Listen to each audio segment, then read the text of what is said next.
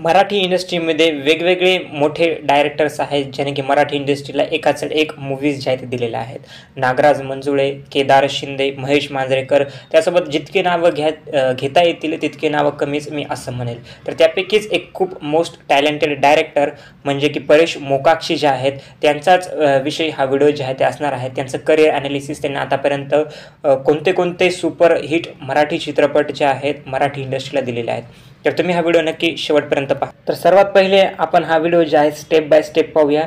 तर परेश मोकाक्षी यांची सुरुवातीला आपण पर्सनल लाईफ जर पाहायला गेली तर 1969 रोजी पुणे या ठिकाणी त्यांचा जन्म झालेला आहे. महाराष्ट्रातील पुणे या ठिकाणी ते जन्मलेले आहेत. सध्याचं वय त्यांचं जे आहे ते 55 वर्ष आहे. आणि जसं की मी म्हटलं होतं, ते ॲक्टर आहेत, डायरेक्टर आहेत, प्रोड्युसर आहेत, स्क्रीन प्ले रायटर देखील आहेत. आणि 1988 पासून ते जवळपास या लाईनमध्ये जे आहेत व्यक्तिगत काम जे आहे ते करत आलेले आहेत. त्यांची पत्नी जी आहे त्यांचं नाव मधुगंधा कुलकर्णी आहे. आता परेश मोकाक्षी यांचं जर थोडं आपण बॅकग्राऊंड सांगायला गेलं तर ते मराठीमधील एक नावाजले जे रायटर होते DB मोकाक्षी त्यांचे नातू आहेत. बघा, परेश मोकाक्षी जे आहेत यांनी बॅचलर्सची डिग्री जी आहे ती घेतलेली आहे. त्यासोबतच त्यांनी लोणावळा या ठिकाणी त्यांचं शाळा संपूर्ण शिक्षण जे आहे ते पूर्ण केलेलं आहे. त्यांची परत एक स्वतःची प्रोडक्शन कंपनी देखील आहे, जिचं की नाव मायसभा प्रोडक्शन असं आहे. आता करिअरबद्दल जर बोलायला गेलं त्यांच्या, तर त्यांनी हम दिल दे चुके सनम या चित्रपटामध्ये एक ॲक्टर म्हणून देखील काम केलेलं आहे. बघा, त्यानंतर त्यांनी 2009 साली प्रदर्शित झालेला हरिश्चंद्राची फॅक्टरी या मूवीपासून डायरेक्शनला देखील सुरुवात केलेली आहे. त्यांचा तो चित्रपट जो आहे खूप गाजलेला चित्रपट आहे.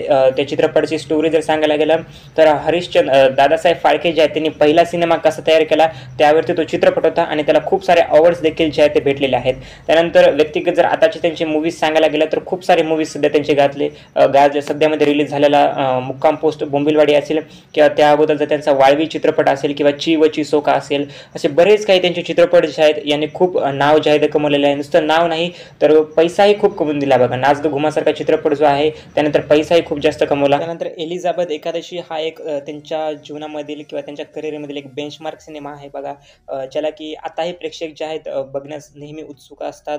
आणि यापूर्वीही त्यांनी आणखी हे सोडूनही खूप सारे चित्रपट जे आहेत चांगल्या प्रकारे दिलेले आहेत. बघा, नुसतं हेच नाही तर त्याने थिएटर लाईनमध्येही बघा चांगले शोज म्हणता येईल किंवा चांगले नाटक जे आहेत ते डायरेक्ट जे आहेत ते केलेले आहेत. त्यांचं मुक्काम पोस्ट बोंबिलवाडी हे नाटक देखील त्यांचंच होतं. बघा, त्याचाच त्यांनी आता चित्रपट तयार केलेला आहे, मुक्काम पोस्ट बोंबिलवाडी. त्यांचं पहिलं नाटक, जेवढं मला इन्फॉर्मेशन भेटली, बघा नाव जर बरोबर प्रोनाऊन्स करत असेल मी तर संगीत देबूच्या मुळे हे त्यांचं पहिलं नाटक होतं. बघा, त्यानंतर त्यांनी मुक्काम पोस्ट बोंबिलवाडी, पुन्हा मंगळवाराचे मुंडके, त्याचसोबत असे बरेच काही नाटक जे आहेत त्यांनी तयार केलेले आहेत. मी असेच नाटकाचे नाव सांगत आहे की जे थोडेफार गाजलेले आहेत. बघा, बाकी खूप साऱ्या त्यांनी आणखी काम केलेलं आहे. मी काय असं म्हणत नाही त्यांनी की फक्त 2-4च काम जे आहे ते केलेले आहेत. 2009 नंतर ते त्यांनी बघा एकाचड एक सिनेमा दिलेले आहेत. आणि त्यांचा प्रत्येक सिनेमा काही ना काहीतरी वेगळा असतो. बघा, काही ना काहीतरी स्टोरी लाईन असते. त्यांचा कोणताही चित्रपट आला तर प्रेक्षकांना एवढं एक हमखास गोष्ट माहिती असते बघा, की नक्कीच काहीतरी वेगळं कंटेंट असणार, काहीतरी चांगलंच बघायला भेटणार. त्यामुळेच त्यांची चित्रपट अपकमिंग प्रोजेक्ट्सबद्दल जर बोलायला गेलं बघा तर एक कन्फर्म तर नाही, पण एक भाई कथा हीर रांझा की असा एक त्यांचा चित्रपट येणार आहे, ज्याचे की ते डायरेक्टर आहेत. त्यानंतर वाळवी 2 हा चित्रपट देखील येणार आहे. बघा, त्या देखील मूवीचे ते डायरेक्शन जे आहे ते करणार आहेत. आता अवॉर्ड्सबद्दल जर बोलायला गेलं बघा तर त्यांच्या पहिल्याच चित्रपटाला खूप सारे अवॉर्ड्स जे आहेत ते भेटले होते. हरिश्चंद्राची फॅक्टरी या मूवीला 2008 साली 56वा नॅशनल फिल्म अवॉर्ड जे आहे ते भेटला होता.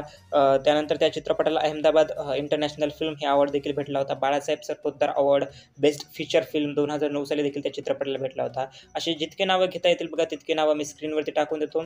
तेवढे अवॉर्ड्स जे आहेत त्यांच्या मूवीला जे आहे ते भेटलेले आहेत. परत एलिझाबेथ एकादशी या मूवीला देखील खूप सारे अवॉर्ड्स जे आहेत ते भेटले होते.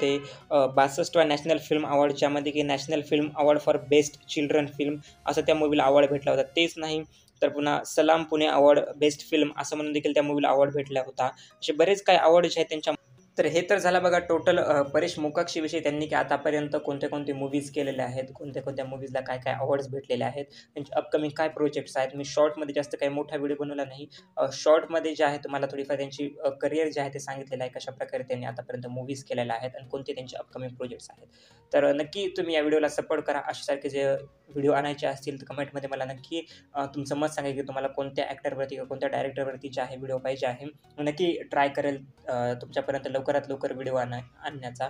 तर तुम्हाला व्हिडिओ कसा वाटला बघा कसं नाही नक्की मला कमेंट सेक्शनमध्ये जे ते सांगा. व्हिडिओ जर आवडला तर लाईक देखील करा. Thank you.